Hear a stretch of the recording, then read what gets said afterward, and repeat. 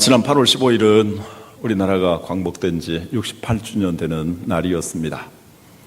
그날 새벽 기도회 때에 이사야 61장 이 말씀을 가지고 잠깐 말씀을 나눴습니다. 이 말씀이 너무 은혜가 되어서 오늘 다시 이 말씀을 전하게 되었습니다. 새벽 시간에는 본문 중심에서 짧게 말씀을 전하였지만 오늘 이 시간에는 좀 더 포괄적으로 이 말씀을 전하도록 하겠습니다. 이사야 선지자는 주전 700여 년 전에 활동하던 하나님의 선지자였습니다. 당시 이스라엘은 오늘의 우리나라와 비슷한 상황이었습니다. 남쪽과 북쪽으로 나눠졌습니다. 북쪽 이스라엘은 주전 722년에 아시리아에 의해서 완전히 멸망했습니다. 그리고 남쪽은 유다였는데 그 유다도 정신을 차리지 못하고 이제 우상을 숭배하며 하나님 멀리하고 하나님의 선자들을 미워하며 하나님의 말씀을 무시하게 이르렀습니다. 그러자 하나님께서는 이스라엘 남쪽 유다를 향하여서 바빌론을 통해서 징계의 채찍을 가하실 것을 말씀하십니다. 이사야, 예레미야, 하박국 등의 많은 선자들을 통해서 그 사실을 알리셨습니다. 그렇지만 하나님께서는 이스라엘 하나님이 택하셨기 때문에 완전히 버리지 아니하시고 70년 후에는 돌아오게 하리라고 약속하셨습니다.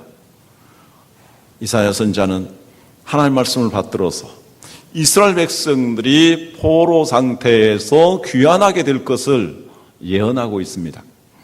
이사야 40장 1절 2절 우리가 성시 때 읽었던 말씀인데요. 같이 다시 한번 더 읽도록 하겠습니다. 너희의 하나님이 이르시되 너희는 위로하라 내 백성을 위로하라 너희는 예루살렘의 마음에 닿도록 말하며 그곳에게 외치라 그 노역의 때가 끝났고 그 죄악이 사함을 받았느니라 그의 모든 죄로 말미암아 여호와의 손에서 벌을 배나 받았느니라 할지니라 하시니라. 이게 노역의 때가 끝났다 그랬는데 노예와 같은 생활을 했던 데서 해방될 것을 말씀하십니다. 옛날에는 복역이라고 했습니다. 자, 과연 70년 후에 하나님께서는 바빌론이 페르시아에게 멸망을 당하고 그리고 페르시아의 고레스 왕은 대범하게 이스라엘 백성들에게 귀환을 명령합니다. 성전을 지을 것들을 제사할 것들을 주면서 고향으로 돌아가라고 합니다. 이스라엘 백성들이 포로된 상태에서 돌아왔을 때 그 감격을 시편 126편에서 이렇게 노래하고 있습니다. 1절에 3절 같이 읽도록 합니다. 여호와께서 시온에 포로를 돌려보내실 때에 우리는 꿈꾸는 것 같았도다. 그때 우리 입에는 웃음이 가득하고 우리 혀에는 찬양이 찼었도다. 그때 문나라 가운데에서 말하기를 여호와께서 그들을 위하여 큰 일을 행하셨다 하였도다. 3절 같이 읽습니다. 여호와께서 우리를 위하여 큰 일을 행하셨으니 우리는 기쁘도다. 포로에서 귀환할 때에 우리가 꿈꾸는 것 같았도다. 감히 그들이 상상하기도 어려운 것이었는데 이루어졌습니다. 우리 입에는 기쁨이 찬양이 넘쳤다. 여호와께서 우리를 위해 대사를 행하였다라고 노래합니다. 하지만 이스라엘 백성들은 얼마 가지 아니하여서 다시 영적으로 해이해졌습니다. 그들은 죄악에 빠져들었고 100여 년이 지난 다음에 하나님께서 선지자를 거두십니다. 그래서 400여 년 동안 말라기 선지자 예언을 끝으로 해서 구약시대에 하나님의 예언이 나타나지 아니하고 영적 암흑기가 됩니다. 그런 가운데서 이스라엘은 헬라 제국과 로마 제국에 의해서 다시 강점을 당하고 약탈을 당하게 됩니다. 희망의 촛불마저 꺼져버리고 절망하게 될 때 하나님께서는 일찍이 이미 이사야 선지자를 통해서 그들을 구원해 주실 것을 궁극적인 구원을 베풀어 주실 것을 약속하십니다. 그것은 다름 아니라 여호와께서 기름 부어 세우신 종 메시아 즉 그리스도를 보내주시고 그 그리스도를 통해서 궁극적인 완전한 구원을 주신다라는 것입니다. 그것은 이스라엘뿐만 아니라 그를 믿고 의지하는 모든 사람들과 모든 나라들에게 참된 자유와 그리고 큰 복을 베풀어 주시겠다라는 약속이었습니다. 그것이 바로 오늘 이사야 61장 1절 이하에서 말씀하고 있습니다. 제가 읽습니다.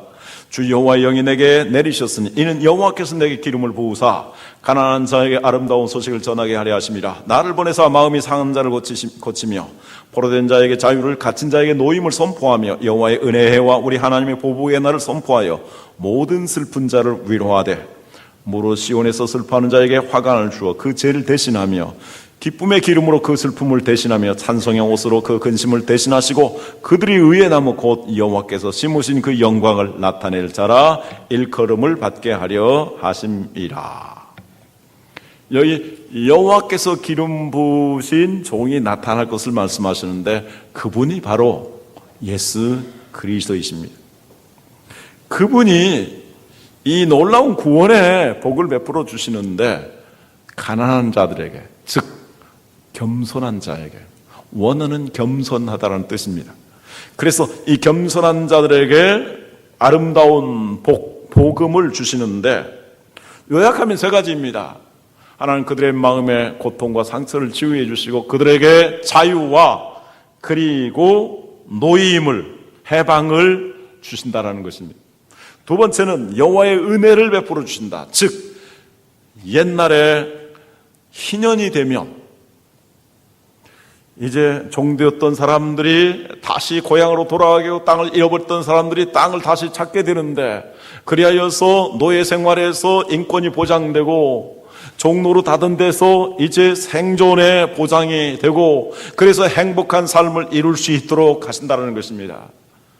그리고 더 나아가서 하나님을 찬양하며 하나님의 영광을 드러내는 참으로 하나님이 창조하신 인간 본래의 목적대로 가치 있는 삶을 살게 될 것이라고 말씀하신 것입니다.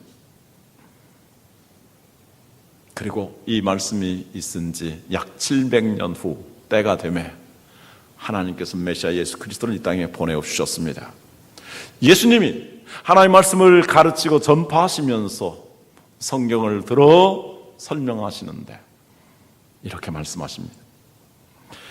누가복음 6장 16절 이하에 예수께서 그 자라나신 곳 나사렛에 이르사 안식일에 늘 하시던 대로 회당에 들어가 성경을 읽으려고 서심해 선자 이사야의 글을 드리거늘 책을 펴서 이렇게 기록된 데를 찾으시니 곧 주의 성령이 내게 임하셨으니 이는 가난한 자에게 복음을 전하게 하시려고 내게 기름을 부으시고 나를 보내사 포로된 자에게 자유를, 눈먼 자에게 다시 보게 함을 전파하며 눌린 자를 자유롭게 하고 주의 은혜의 해를 전파하게 하려 하심이라 하였더라. 20절 21절 같이 읽습니다. 책을 덮어 그 맡은 자에게 주시고 앉으시니 회당에 있는 자들이 다 주목하여 보더라. 이 예수께서 그들에게 말씀하시되 이 글이 오늘 너희 귀에 응하였느니라 하시니. 그렇습니다. 이사야 61장을 펴서 바로 예수님 자신이 이사야 선지자를 통해서 예언한 메시아인 것을 말씀하시고 그 예수 그리스도께서 이제 우리에게 자유와 번영과 이제 하나님을 경외하는 삶으로 이끌어 주실 것을 말씀하신 것입니다. 그렇습니다. 제가 종종 드리는 말씀이 있는데 세계 역사책을 낱낱이 살펴보고 그리고 세계 지도를 자세히 살펴보면 일찍이 기독교의 복음을 받아들인 사람, 그들이 많은 나라, 기독교의 정신을 받아들인 나라들은 이 놀라운 축복들을 다 받았습니다. 인권이 신장되고 생존권, 사회 보장이 잘 되어지고 민주주의가 이룩되며 그리고 우상을 버리고 하나님을 경외하는 나라들이 된 것입니다. 그리고 더 나가서 그들은 이러한 번영을 이루면서 세계 평화에 이바지하고 선교하는 나라가 되었습니다. 이것은 우리나라도 마찬가지입니다. 우리나라 이스라엘과 비슷한 것들이 너무도 많이 있습니다. 남북으로 나누어진 것도 비슷한 것이고 이 역사의 흐름도 비슷한 점이 있습니다. 그러므로 하나님께서 오늘 이스라엘을 통해서 주시는 교훈, 아니 오고 오는 모든 세대에게 주시는 이 말씀을 통해서 우리 자신과 우리 교회와 우리 나라, 우리 민족에게 주시는 하나님의 메시지를 받기를 바랍니다. 그래서 복받은 성도들, 복받은 우리나라가 되기를 사모하는 것입니다. 그래서 저는 세 가지로 나눠서 말씀드립니다. 우리나라의 과거와 현재와 미래입니다. 우리나라의 과거를 먼저 살펴보겠습니다. 우리나라 일찍이 서양 문물을 받아들일 수 있었는데 일본보다도 훨씬 늦게 받아들입니다. 대원군 시대에 서양 문물을 배척합니다. 동시에 기독교의 복음이 들어올 수 있었는데 기독교의 복음을 배척하게 됩니다. 그래서 여전히 유교라는 그러한 제도와 미신과 우상을 숭배하게 되고 그런 가운데서 강대국의 공격을 받습니다. 그리고 나중에는 일본으로부터 36년 동안 굴욕을 당하게 되고 모든 것을 유린당합니다. 국토를 빼앗깁니다. 국민의 주권, 이름마저도 성마저도 빼앗깁니다. 인권과 생존권과 그리고 모든 행복권을 다 빼앗겼습니다. 젊은 남자들은 군대로 일본 군대로 편성되었고 젊은 여자들 가운데에는 위안부로 끌려가는 사람들이 있었습니다. 그리고 나이 많은 분들은 이제 일본의 군수물자를 만드는 곳에 그리고 광부로 끌려가게 되어서 노동을 하게 되었습니다. 노인들과 아이들, 노약자들이 지은 농산물들은 일본이 공출해 나가고 약탈당하기 일쑤였습니다. 그때의 슬픔과 고통을 어찌다 설명할 수 있겠습니까? 저는 일제강점기를 겪지 못하였기 때문에 잘 알 수도 없고 다 설명할 수도 없습니다. 3.1 독립운동도 실패하게 되었고 고통은 더 가중되었습니다. 우리나라는 너무도 절망적이었습니다. 그 절망 속에서 조국의 광복과 해방을 갈망하는 사람들이 많이 있었는데 시문이라는 분이 지은 그날이 오면 시라는 읽어봅니다. 그날이 오면은 삼각산이 일어나 더덩씩 춤이라도 추고 한강물이 뒤집혀 용솟음 칠 그날이 이 목숨이 끊기기 전에 와주기만 하량이며 나는 밤하늘에 나르는 까마귀와 같이 종로의 인경을 머리로 들이받아 올리오리다. 종로의 종각의 종을 머리로 받아치겠다라는 것입니다. 두개골은 깨어져 산산조각이 나도 기뻐서 죽사오며 무슨 한이 남으리까. 그날이 오면 그날이 와서 육조합 넓은 길을 울며 뛰며 뒹굴어도 그래도 넘치는 기쁨에 가슴이 비어질 듯 하거든. 그는 칼로 이 몸의 가죽이라도 벗겨서 커다란 북을 만들어 들쳐매고는 여러분의 행렬의 앞장을 서오리다. 우렁찬 그 소리를 한 번이라도 듣기만 하면 그 자리에 거꾸로져도 눈을 감겠소이다. 그는 이렇듯 조국의 광복을 염원하고 갈망하는 가운데 심려를 기울여서 소설을 씁니다. 그게 바로 상록수입니다. 동아일보에 당선이 되었는데 마지막 교정을 보다가 그는 몸이 허약해져서 병에 걸려서 쓰러져 36살 나이 1936년에 죽습니다. 그는 조국의 광복을 경험하지 못하고 죽었습니다. 그런데 기적이 일어났습니다. 그가 죽은 지 9년이 되어서 1945년 8월 15일 일본 제국이 패망하게 되고 우리나라에 광복이 온 것입니다. 그야말로 꿈꾸는 것 같았습니다. 삼각산이 울리면서 소리치고 저 한강의 물이 용수슴치어서 조국의 광복을 노래하는 것 같았습니다. 그런데 이것은 엄밀하게 말해서 우리의 힘에 의해서 된 것이 아닙니다. 원자폭탄이 일본에 투하되었고 미국과 유엔의 연합군이 이제 독일, 이탈리아, 일본 이런 제국주의를 제압하고 패망시켰기 때문이었습니다. 그런데 여기서 우리가 알아야 될 중요한 사실이 있습니다. 여기에 하나님의 섭리와 간섭이 있었던 것입니다. 하나님의 도움이 있었다라는 말입니다. 하나님은 어떤 자를 도우십니까? 하나님은 스스로 돕는 자, 즉 스스로 노력하는 자를 도와주십니다. 삼천리 반도 금수강산 하나님께서 우리에게 주신 이 땅이라고 생각하며 우리나라를 자주적으로 지킨다라는 그러한 일념을 가지고 우리나라를 침략한 일본에게 저항을 하면서 우리나라의 주권을 회복하고자 독립운동을 일으켰던 사람들, 또 이 땅 위에서 온갖 굴욕을 당하면서도 그것을 참고 고통과 슬픔을 견디면서 꿋꿋하게 견뎌온 수많은 사람들, 그리고 순교를 각오하면서 일본의 신사참배를 거부하며 오직 하나님만을 섬기면서 조국의 해방을 위해서 눈물로 기도하고 금식하며 간구하였던 우리 그리스도인들이 있었기 때문에 하나님이 도와주신 것입니다. 할렐루야. 이렇게 해서 과거에 광복이 있었습니다. 그러면 광복 이후에 현재까지 우리나라는 어땠을까요? 1945년 8월 15일 우리나라가 일본 제국으로부터 해방이 되고 그로부터 정확히 3년 후 1948년 8월 15일 대한민국 정부가 세워지게 되었습니다. 대한민국 정부가 세워졌을 때 재헌국회가 있었고 재헌국회의 초대 의장이 바로 이승만이었습니다. 그는 이제 대통령이 된 다음에 그는 말합니다. 이윤영 의원, 그 국회의원 중에서 유일하게 목사였습니다. 우리나라가 이렇게 광복을 얻고 대한민국이라는 새로운 나라가 만들어지게 되었는데 이것은 우리의 힘으로 된 것이 아닙니다. 이것은 하나님께서 우리에게 주신 것입니다. 그러므로 우리가 이제 국회를 개원하면서 하나님 앞에 감사하며 기도해야 되겠습니다. 이윤영 의원께서 기도해 주십시오. 이렇게 기도하면서 대한민국을 시작하였습니다. 그는 초대 대통령이 되었습니다.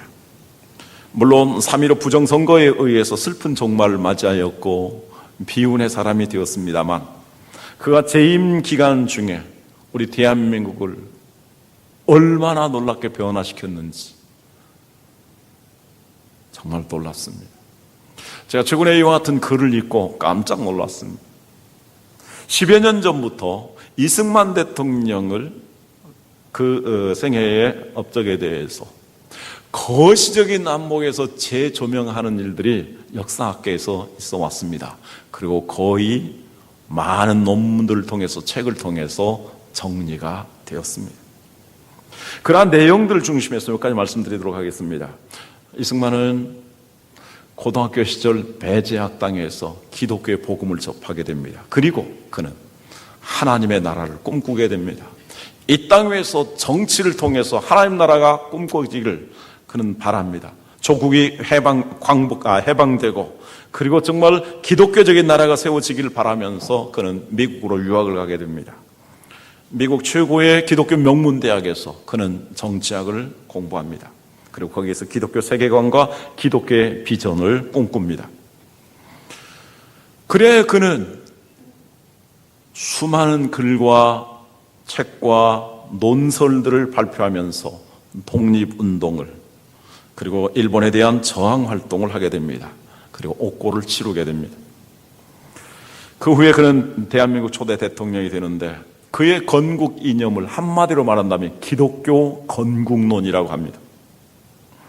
성경에 입각한 나라를 세우자 한 것입니다. 그래야 그가 1948년부터 1960년까지 12년간 집권하면서 정치, 외교, 군사, 국방, 종교, 문화, 사회에 이르기까지 이 모든 것들을 성경 위에 올리고자 성경에 입각해서 세워나가고자 심혈을 기울입니다. 몇 가지 생각해 봅니다. 그는 정치 분야에 있어서 자유민주주의 원칙에 따라서 대한민국을 건국하고 대통령 중심제와 그리고 의회 제도와 일찍이 지방자치 제도를 도입합니다. 그리고 그는 언론 활동을 많이 했기 때문에 언론의 자유를 폭넓게 허용해서 대한민국 민주주의 발전에 기초를 놓습니다. 외교 분야에서 그는 대한민국 정복 수립 후 유엔과 미국 등 30여 개의 국가로부터 대한민국이 독립국가가 된 것을 인정을 받습니다. 그리고 6.25 전쟁의 휴전 과정에서 미국의 위정자들을 설득해서 한미 상호 방위 조약을 체결합니다. 그래서 이제 북한과 소련을 대항하게 됐죠. 경제 분야에 있어서는 농지 개혁을 단행합니다. 지금까지 봉건적인 지주제였었는데 혁신적인 농지 개혁을 통해서 이제 농민들에게 땅을 돌려줍니다. 그리고 또한 공업과 상업을 장려함으로써 우리나라의 경제의 기초를 닦습니다. 교육 분야에 있어서는 의무 교육 제도를 최초로 도입합니다. 그래서 문맹 토태치 작업을 하게 되는데 문맹률 78%에서 그가 대통령을 끝날 때 5%까지 떨어집니다. 그래서 세계에서 문맹률이 제일 낮은 나라가 됩니다. 중고등학교를 대폭 증설하고 대학을 확충하고 해외 유학을 장려하여서 우리나라를 세계화시키는 데 있어서 교육의 기적을 일으켰다라고 말합니다. 사회 분야에 있어서는 전통적인 양반 제도를 뿌리 뽑아서 그리고 일부 다처제를 없애버립니다.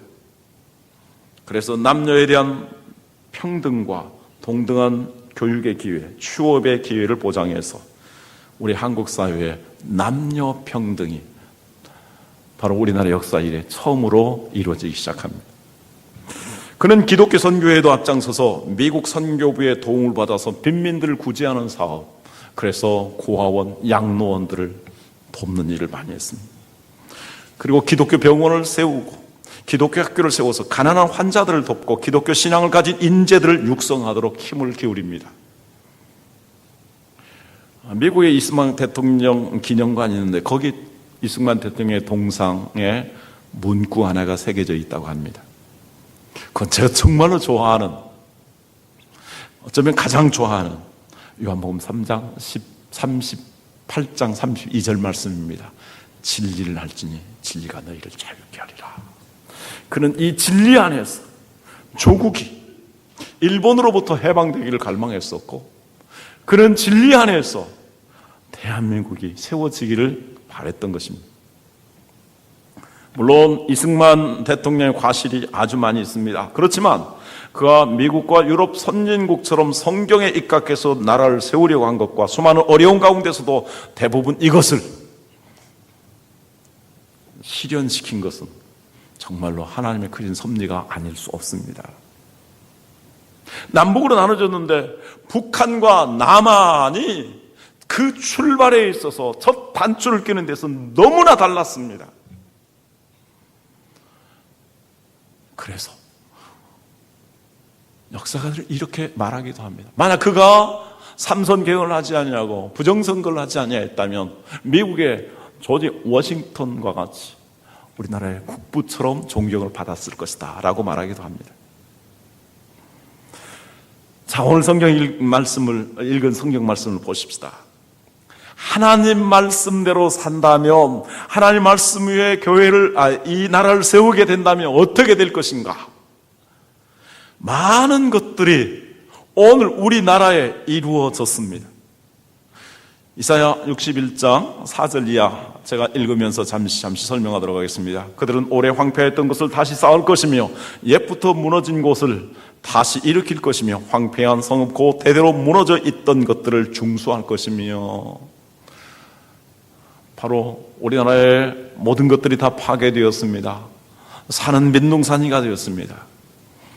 그러나 우리나라가 6.25 폐허 가운데서도 다시 재건하여서 아름다운 남한 땅이 되었습니다. 세계에 내놓아도 눈부시게 발전한 그런 모습들입니다. 외국인들이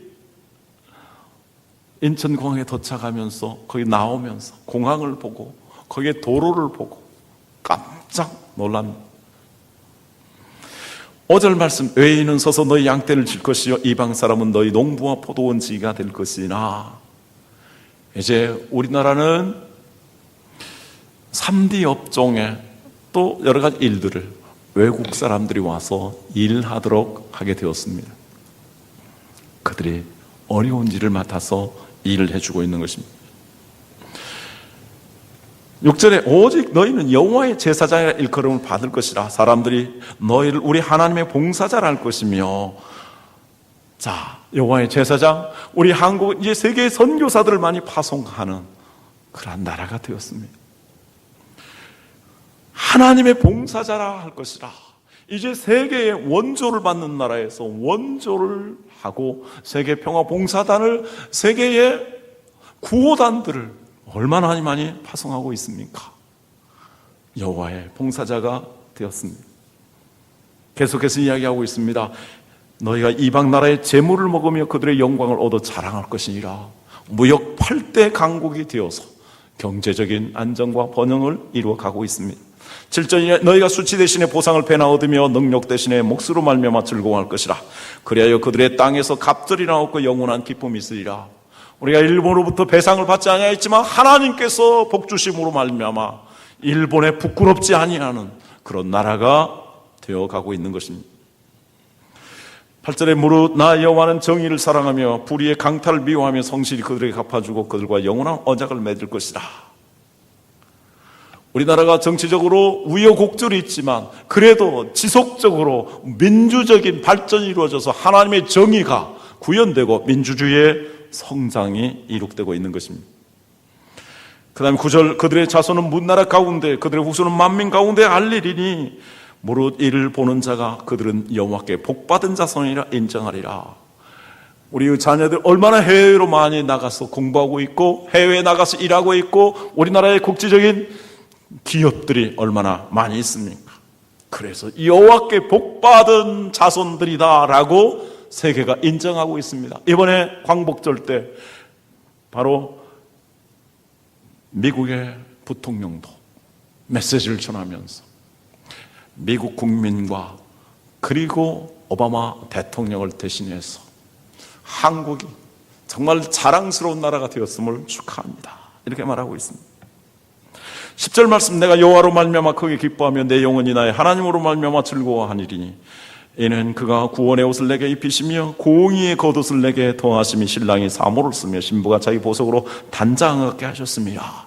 이것은 영적인 부흥, 교회의 부흥이 일어날 것을 우리에게 말씀하고 있는 것입니다. 11절 땅이 싹을 내며 동산이 거기 뿌린 것을 움돋게 한 같이 주 여호와께서 공의와 찬성을 모든 나라 앞에 솟아나게 하리라. 한편으로 하나님의 공의가 이루어지는 민주적인 나라, 인권과 행복이 보장되는 나라, 그리고 한편으로 하나님을 찬양하는 그런 나라. 그래서 미국 다음으로 선교사를 많이 보내는 그런 나라가 된 것입니다. 이렇게 된 것은 놀라우신 하나님의 은혜가 아닐 수 없습니다.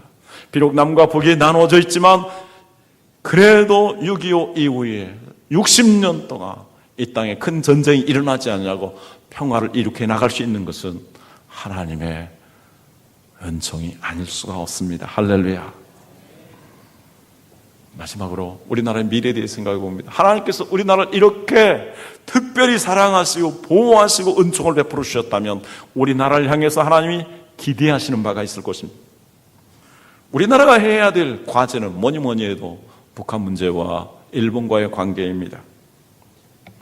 북한과 평화적인 통일을 이루는 것이며 상황에 따라서 우리의 숙적이 되기도 하고 맞수가 되기도 하고 동반자가 되는 일본과의 협력을 이루는 것이 중요합니다. 이 일이 물론 무척 어렵고 불가능하게 보이기도 합니다. 그러나 하나님에게는 불가능이 없습니다. 하나님은 스스로 돕는 자를 돕는다라고 말씀하셨습니다. 문제의 해결은, 그 해결의 열쇠는 예수 그리스도의 복음입니다. 오직 예수 그리스도의 복음만이 사람의 마음을 바꾸며 국민들의 정신을 바꾸며 역사를 바꾸며 그러한 국제적인 관계를 바꿀 수 있는 것입니다.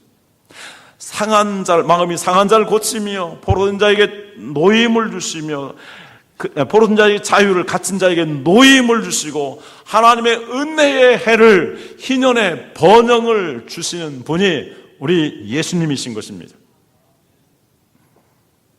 그럼 어떻게 해야 되겠습니까? 북한과의 평화적인 통일을 위해서는 우리가 믿는 사람으로서 해야 될 가장 중요한 일이 바로 기도인 것입니다. 출애굽기 3장 7절에서 8절 상반절 같이 읽습니다. 여호와께서 이르시되 내가 애굽에 있는 내 백성의 고통을 분명히 보고 그들이 감독자로 말미암아 부르짖음을 듣고 그 근심을 알고 내가 내려가서 그들을 애굽인의 손에서 건져내고 그들을 그 땅에서 인도하여 아름답고 광대한 땅 젖과 꿀이 흐르는 땅 곧 가나안으로 데려오신다고 말씀하십니다. 우리가 정말 북한의 상황에 대해서 같이 고통하면서 북한의 하나님을 경외하는 믿음의 사람들과 함께 합심하여 기도할 때, 그래서 그 기도의 때가 차고 그 기도가 하나님 앞에 상달되었을 때, 그 옛날 이스라엘 백성들이 이집트에서 기적적으로 탈출하게 되었던 것처럼, 바빌론 포로에서 기적적으로 그들이 귀환하게 되었던 것처럼, 그리고 저 베를린 장벽이 갑자기 무너진 것처럼, 우리나라가 일제강점기에서 하나님의 기적으로 해방되었던 것처럼 북한의 잘못된 정권들이 무너지고 남북의 평화적인 화해와 통일이 이룩되는 날이 올 것입니다. 할렐루야. 일본에 대해서는 우리는 어떻게 해야 되겠습니까? 일본에 대해서 우리는 증오해서는 안 됩니다. 일본이 복음화되지 않냐고서는, 기독교의 정신을 받아들이지 않냐고서는 그들은 결코 독도에 대한 탐욕이라든지 우리 한국에 대한 보상하지 않을 것입니다. 하나님께서 이스라엘 민족을, 이스라엘 나라를 멸망시키게 한 아시리아에 대해서 하나님이 요나 선지자에게 가서 복음을 전해서 그들을 회개하라고 말합니다. 그들이 진정으로 회개해야만 오히려 이스라엘에게 평화가 온다라는 것입니다. 독일을 보십시오. 그들은 철저하게 반성하고 철저하게 회개하고 철저하게 보상하고 있습니다. 그들이 한때 히틀러의 망령에 사로잡혔으나 기독교 정신으로 다시 돌아왔기 때문에 이렇게 그들은 사과하고 보상하면서, 그리고 극우 나치주의자들을 계속 추적해서 그들을 징계하고 있는 것입니다. 독일 메르겔 총리가 있습니다. 그는 목사의 딸입니다. 그는 결혼하지 않았습니다. 그의 꿈은 바로 기독교 정신에 입각한 나라를 세워나가는 것이었습니다. 그래서 그는 일찍이 기독교 의회연합에, 기민당에, 기독교 민주당에 가입합니다. 그리고 기독교 민주연합단체를, 연합회를 구성해서 총리가 됩니다.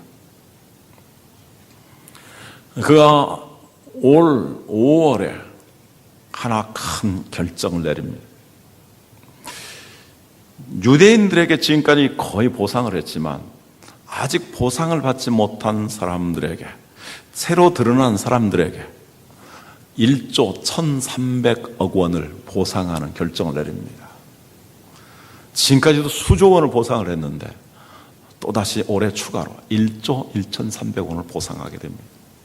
그리고 내일 모레 다하우라는 나치 수용소를 그가 총리 처음으로 가서 거기에서 사죄하게 된다고 말합니다. 그는 이렇게 메시지를 전했습니다. 수치스럽고 충격적인 독일의 전쟁 범죄에 대해서 나는 독일 지도자로서 반성하고 사죄하러 가겠습니다. 일본 아베와 얼마나 다릅니까? 우상을 숭배하는 사람, 그 나라와 정말 예수 그리스도의 이 정신을 가지고 있는 사람과 너무도 다른 것입니다.